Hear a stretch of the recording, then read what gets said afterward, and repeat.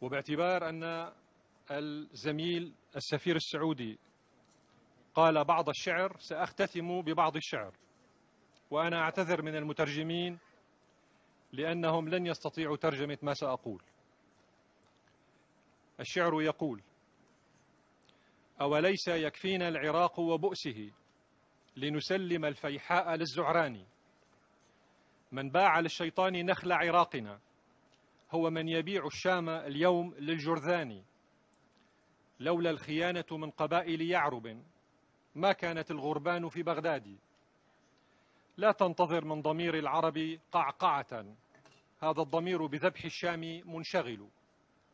يبقى العميل عميلا فلا تصدقوا أن ذيل الكلب ينعدل. شكرا يا سيد الرئيس.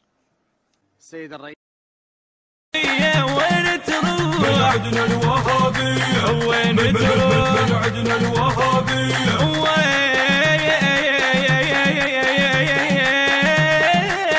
تروح؟